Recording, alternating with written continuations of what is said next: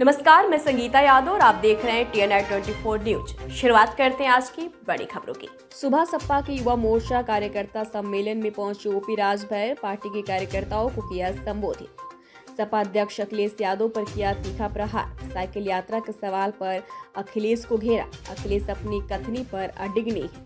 Cycle जो उनकी यात्रा है उसकी हवा निकल जाएगी।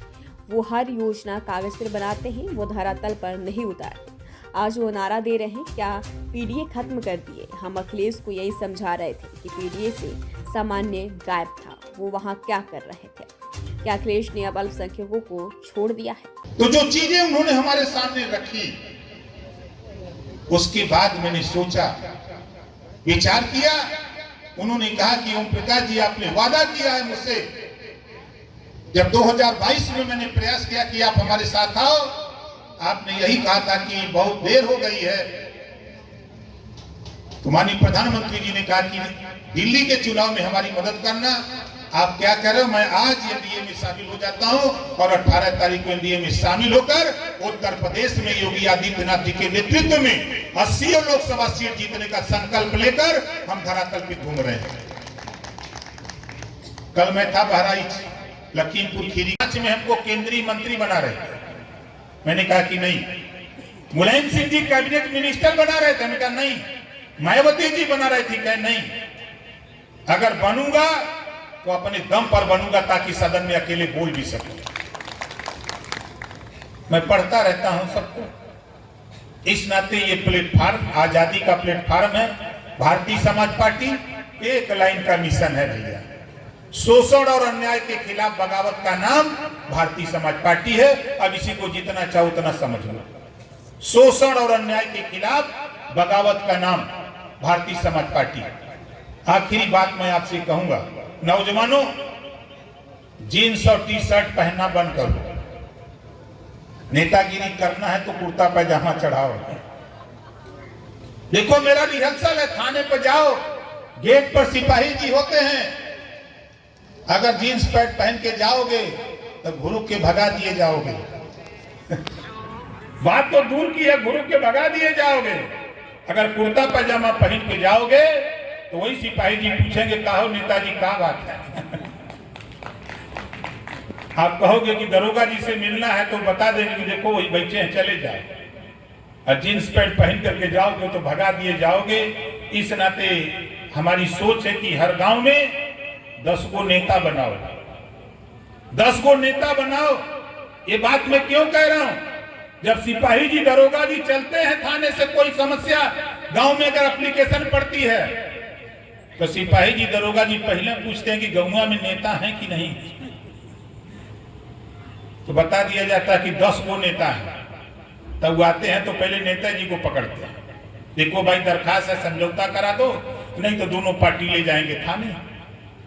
अगर गांव में नेता नहीं है तो क्या होता है आप लोग बेहतर जानते हो। इस नाते हम आपसे यही कहूंगा, भाई बोलता हूं तो मैं तो भुला जाता हूं कि मैं कहां खड़ा हूं, टाइम का ध्यान नहीं। हमारे पत्रकार भाई परेशान हैं, सुरक्षा के कर्मचारी अधिकारी को विरोधी बहुत तरह की बतियाते हैं।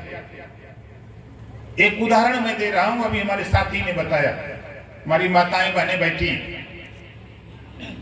कांग्रेस की सरकार थी, बसपा और सपा का सहयोग था। माननीय मुलायम सिंह जी उस समय रक्षा मंत्री थे, बसपा भी सपोर्ट किया था कांग्रेस का, दिल्ली में सरकार, और महिला आरक्षण नहीं पास हो पाया। बधाई देता हूं माननीय प्रधानमंत्री जी को, इन्होंने 33% आरक्षण उन्हीं विरोधियों के समझा दिया और सारे लोगों ने मिलकर के एक मत होकर के 33% आरक्षण महिलाओं के लिए लागू कर दिया। ये होता है प्यार, ये होता है लोगों को साथ लेके चलने का। अभी हमारे पत्रकार भाई हैं, इन लोगों का सवाल शुरू होगा, तो सवाल के पहले ही हम आपको समझा दें कि देख लीजिएगा, हम तो सच करके सहयोग कर रहे हैं माननीय मोदी जी को प्रधानमंत्री बनाने के लिए। और विपक्ष के कई दल यूपी से लेके बिहार से लेके हट करके सहयोग कर रहे हैं।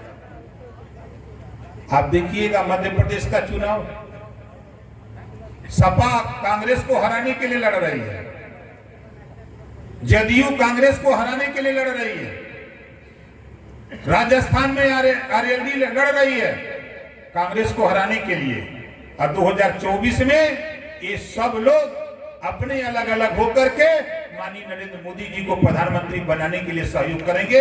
अभी किसी को पता नहीं, अपने ऑफिस में जब तक है आओ सब लोग मिलो, तो बताते हैं कि भाई क्या करें, हम लोग कुछ कर ही नहीं पा रहे हैं। बहुत चर्चा करते हैं हमारी तमाम विपक्ष के लोग। अभी थोड़ा धैर्य रखो, तब जाकर के आगे की बात सोचना। और साथ ही आज युवा सम्मेलन, युवाओं में आपसे कहूंगा कि देखो, जिस ओर जवानी चलती है उस ओर जमाना चलता है। और नौजवानों, मैं आपसे कहूंगा कि आप कुछ मत करो, लेकिन सच बोलना सीखो, सच का सामना करना सीखो। आज देखो ओम प्रकाश राजभर आपके सामने खड़ा है, मेरे सामने वो परिस्थिति पैदा हुई, मैं सच का सामना करने के लिए जब खड़ा हुआ तो मेरे पास फीस नहीं थी, चोरी नहीं किया, छिनैती नहीं किया। बनारस में ऑटो रिक्शा चला करके रात में ऑटो रिक्शा और दिन में पढ़ता था और फीस देता था, परिवार को चलाता था। उसके बाद जब मैं बलदेव डिग्री कॉलेज को छोड़ा तो एक भाई की सर्विस लग गई सीएल में, मैंने खेती शुरू कर दिया, कॉमर्शियल खेती। 3 साल खेती किया, सब्जी बेचता था। फिर उसके बाद 95 में पंचायत एक्ट लागू हुआ, पत्नी को जिला पंचायत बना दिया, बसपा की राजनीति करता था। फिर उसके बाद मैंने एक जीप खरीदी, खुद जीप की ड्राइविंग करता था। जीप चलाते चलाते सरकार चलाने का काम भी ओम प्रकाश राजभर ने शुरू कर दिया। काम कोई बुरा नहीं होता है, काम कोई बुरा नहीं होता है, सभी काम अच्छे हैं। आपके पास खेत है, आप अपने खेत को फैक्ट्री मान के काम करो। आप किसी फैक्ट्री में जाते हो, 12 घंटा ड्यूटी करते हो, 12 घंटे के बाद तब आपको 15-16 हजार रुपया देता है। मैं करके देखा हूं, अपने खेत में फैक्ट्री मान के काम किया हूं। जब लोग 2000 रुपया महीना पाते थे, तब 10,000 रुपया महीना हम खेती में कमा करके दिखा देते थे। खेती को अपनी फैक्ट्री मान के काम करो।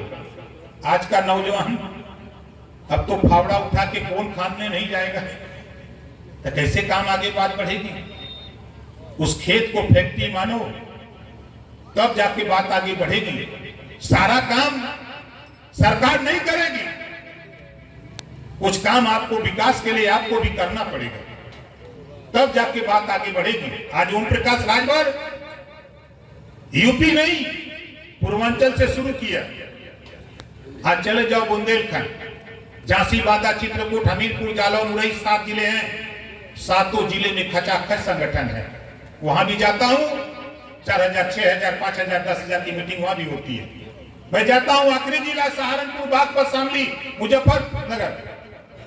देखिए, वो जो भी बात अब तक कह रहे हैं उस पे वो अडिग नहीं है। उदाहरण देख लीजिए, आप देखिएगा साइकिल जो उनकी यात्रा है वो उसकी हवा निकल जाएगी। आप देखिएगा, आपने देखा कि जितने भी योजना वो बनाते सिर्फ कागज पे हैं, धरातल पे उतारना बड़ा टफ हो जा रहा है उनके लिए। और आज जो नारा दे रहे हैं, अब पीडीए खत्म कर दिए, ए से अगड़ा शुरू किए। यही बतिया तो हम समझा रहे थे कि जब पी से पिछड़ा और डी से दलित, अ से अल्पसंख्यक, तो सामान्य वर्ग वहाँ क्या कर रहा है? उनको तो साथ छोड़ के हट जाना चाहिए ना। आप कहाँ गए? अल्पसंख्यक छोड़ दिए कि डबलिया दिए हैं?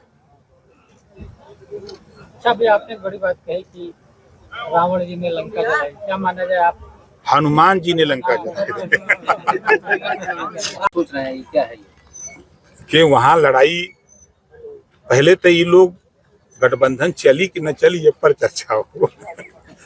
प्रधानमंत्री वाला चेहरा तो बात का बात है। आप बताइए क्या लक्षण दिख रहा है? अभी 4-5 राज्यों के चुनाव हो रहे हैं, क्या आ रहा है रिजल्ट? अभी जिस तरह के बयान अखिलेश जी के आए, कांग्रेस के बयान आ रहे हैं, नेताओं के गठबंधन के बयान। अभी नीतीश जी का बयान देखिए, नीतीश जी तो कह रहे हैं कि दोस्ती नहीं टूटी है। क्यों कह रहे हैं? अंदर क्या हो रहा है? इतिहास है कि सब लोग दिल उधर है, दिमाग उधर दिखाते हैं।